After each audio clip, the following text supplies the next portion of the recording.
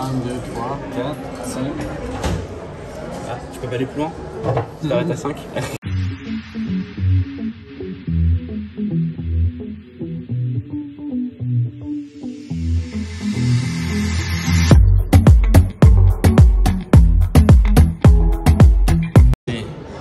Bonjour. Bonjour.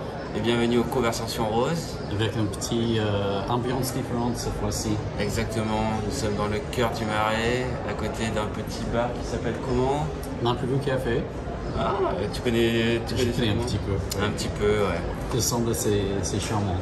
Oui, et les patrons n'ont pas de cheveux, je crois. Mais... Donc en fait, c'est aussi pour faire un petit peu de publicité pour notre club, le club littéraire du Marais, parce que chaque mois, à partir de juin, Exactement. nous aurions notre meeting mensuel à l'Imprévu Café. C'est toujours le deuxième mardi chaque mois. Et on se trouve dans de petites jolies caves en bas, à partir de 19h. Exactement, ouais. Donc si vous êtes intéressé pour partager une petite soirée ensemble, recherchez en ligne sur notre site internet littérairemarais.com ou bien aussi si vous pouvez abonner à notre newsletter chaque mois et il y a plus de renseignements. Oui, il y a pas mal de contenu intéressant avec des extraits de romans LGBT que vous pourriez aimer, et que nous en tout cas on a aimé. Et qu'est-ce qu'on peut dire d'autre sur le Club du Marais? Donc là le premier s'est tenu le 15 juin. Je pense que c'est le 15 juin. Ouais. En juillet ça va se tenir? J'espère. Ouais. Avec les vacances, mais oui, ouais. on aimerait bien reprendre le rythme meeting chaque mois. Exactement. Ouais. Et faut-il avoir un profil particulier pour participer au club? Pour le prochain meeting, c'est plutôt convivial. Chaque mois, c'est convivial avec un petit pot, mais des fois, nous avons des invités spéciaux pour donner un petit discours par rapport avec le métier, et des romans, des histoires. Donc, chaque mois, c'est un petit peu intéressant, chaque mois, c'est très différent. On a reçu Antonin Crène une fois, par exemple. Donc n'hésitez pas à participer si vous aimez la littérature LGBT, c'est ouvert. Parfait. Aujourd'hui, on va vous parler... J'ai une question d'abord. C'est plutôt quelque chose que tu connais bien. C'est tu fais une émission de radio chaque mois. Chaque mois ou chaque semaine? Toutes les 2 semaines. Ok. Toutes les semaines, il y a l'émission Homo Micro sur la radio fréquence Paris Pluriel, je n'arrive jamais à le dire. Et l'émission dure 1 heure, de 20h à 20h30, où on aborde des sujets d'actualité et culturels, séries, livres, films, un peu tout ce qui concerne la communauté. Et après, c'est diffusé en podcast sur Spotify et Deezer. Et depuis un mois, j'anime une chronique littéraire LGBT. Et là, vous pouvez retrouver les premiers épisodes donc, dans la description de l'émission. Oui. Et la fréquence de radio, c'est...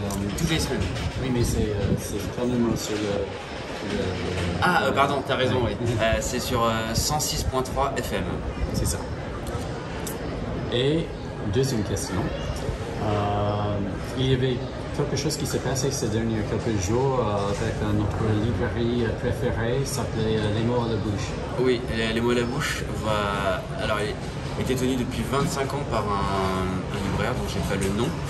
Et là, ils vont changer de modèle économique pour faire, pour que les salariés deviennent actionnaires de Les mots à la bouche. C'est une société coopérative, quelque chose comme ça. Exactement, oui. Et donc ils ont lancé un financement participatif pour les aider à racheter les murs et les fonds. Et ça s'est bien passé. À l'heure où ça sera diffusé, je ne sais pas si ça sera encore ouvert. Mais si c'est le cas, pareil, on met les liens dans les notes de l'émission. Excellent, ouais. C'était très bonne nouvelle.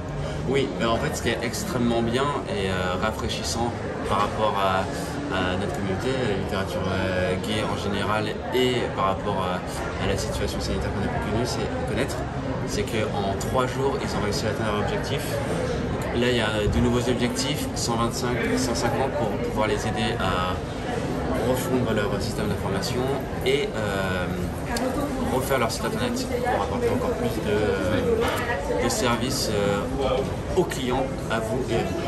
Parfait. Et donc aujourd'hui, on va parler en série de télévision, mais c'est basé sur une série de chroniques. Exactement, la saga Les Chroniques de San Francisco, écrit par Armiston Maupin. Exactement.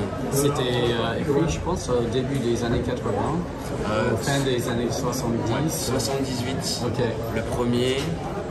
Alors, je sais plus si c'est le premier tome, parce qu'en fait, c'était des chroniques journalistiques qui publiaient dans le journal. C'était un journal gay non, c'était le San Francisco Chronicle. Ok, donc c'est le presse publique. Ouais. Et donc tous les jours, il publiait ce qui deviendra plus tard un chapitre. Et après plusieurs années de parution, il les a regroupés en 3 tomes, puis il a continué à publier des tomes tous les 2 ans avant de faire une longue pause entre les années 80 et 2000 où il a sorti 2 nouveaux livres dont j'ai oublié le nom, je crois que c'était Marianne Hinton et Anna Madrigal, je crois que c'était autour de ce personnage. Ça m'a dit. Oui. Alors toi, les as-tu lus? Jamais. Mais, non, jamais. Non, mais mon mari, il a vu la série et il a adoré. J'ai un très bon pote aux États-Unis qui habitait à San Francisco à l'époque et il a adoré la série de Piéton. D'accord. Et il a vu quelques dédicaces et quelques présentations avec l'auteur Armiston Maupin. Et il adore tous les personnages, toute l'histoire. Toi, tu as déjà lu ou non? Oui, alors moi j'ai lu les 5 ou 6 premiers tomes. J'avais beaucoup aimé. C'était, je crois, un des premiers romans gays que j'ai lu. Ok. Le souci, alors j'avais beaucoup aimé l'histoire, le cadre, les personnages. Par contre, ce que j'ai moins aimé et ce qui fait que je ne suis pas allé jusqu'au bout de tous les tomes, c'est que c'est de la saga. Ça fait vraiment un peu Dallas. Comme c'était publié dans des journaux, à la fin de chaque chapitre, il fallait qu'il y ait un cliffhanger. Okay. Et à la fin de chaque tome, un truc énorme. Et ce qui fait que tu en arrives à des choses complètement incohérentes comme dans Dallas par exemple. Ouais. Et ou sinon, pour revenir en France, avec des évolutions un peu à la Sous le Soleil, tu as les personnages qui un jour sont serveurs et le lendemain ils sont médecins et 3 saisons plus tard ils sont avocats. Voilà. Mais c'est un genre, si vous aimez le genre, ce sera parfait pour vous. Mais ça n'était pas pour moi. Mais j'ai beaucoup aimé les premiers tomes. Donc pour un lecteur qui est intéressé ou qui a peut-être déjà vu la série, tu le recommandes? Avec hésitation ou sans hésitation? Moi je pense que pour tous les gays, en fait, il faudrait le lire. Je suis désolé de dire ça. Non, mais je sais, je suis tout à fait d'accord. Ouais. En plus, ça parle d'une époque que tu as connue, donc ça va être hyper intéressant de se replonger. Oui, c'est vrai. C'est parmi le plus connu l'histoire, et surtout comme écrivain, il est parmi les plus connus aussi. Oui, parce que c'est des vraies chroniques au sens littéraire du terme. C'est un témoin d'une période qui est perdue. Et là-dessus, je trouvais que c'était de manière très divertissante. J'ai appris des choses que je ne connaissais pas, par exemple l'article 5 ou la loi 5 qui avait énormément fait parler pendant les années 80. Donc, et chaque fois, ça s'inscrit vraiment dans son temps. Il y a la période SIDA, avec tout ce que ça a généré comme angoisse. Et donc c'est bien retranscrit. Et après, je pense qu'il a arrêté en 98. Il y a trop de choses à dire. Parce qu'il s'est laissé les personnages. Mais voilà, là-dedans, je trouve que c'est extrêmement intéressant pour comprendre un peu, pas notre histoire, mais une partie d'où l'on vient. Ok. Donc sur 5 étoiles, tu le donnes combien? Je lui mets quand même 5. Ok. Parce que c'est un classique. Mais c'est pas ma came. Ok. Oh, c'est juste. Alors tu vas le lire? Je vais ajouter sur ma liste de l'été. Oui. Quand je suis à Mykonos, je vais... Ah. Donc je voulais parler de la série. Oui. Et dire qu'il y a eu deux séries, une dans les années 80 et une dans les années 2019. Celle des années 80 reprenait les 3 premiers tomes. Ok. Et celle des C'est années... avec Olympia Dukakis, je pense. C'est le vieil qui Oui, vient oui, et qui vient de décéder, ouais, exactement. Qui avait repris son rôle, je crois. Oui. Oui. Et avec Laura Linney aussi. Oui, exact. Oui. Et un autre acteur, pareil, ils ont fait revenir des. Oui, ils ont des gardé acteurs. 3 ou 4, je pense, de Exactement. l'original. Et donc dans la première série, ça reprenait donc, les 3 premiers tomes. Et là, la dernière saison, c'était un peu la suite du dernier tome. Pas la suite directe, mais ils reprenaient l'univers, les personnages. On les retrouvait là où on les avait laissés dans les livres, mais en les poussant plus sur la génération suivante, Oui. Z, avec Oui, un des plus- contemporains, ouais. Exactement. Ouais. Ok. Voilà, c'était tout pour nous. Et ben, c'est déjà pas mal. Bah ouais, ça fait un long épisode, mais on se retrouve le mois prochain Oui, en juillet. à Mykonos cette fois-ci. Et d'ici là, bah, abonnez-vous à la chaîne, laissez des commentaires S'il vous plaît. avec des petits pouces. Oui. Corrigez-nous si on a dit des horreurs. Jamais. Mais corrigez-nous quand même. On lira tous vos messages. Et d'ici là, bah, passez un Oui, bon très bon mois. Et bon mois. j'espère on se voit aussi.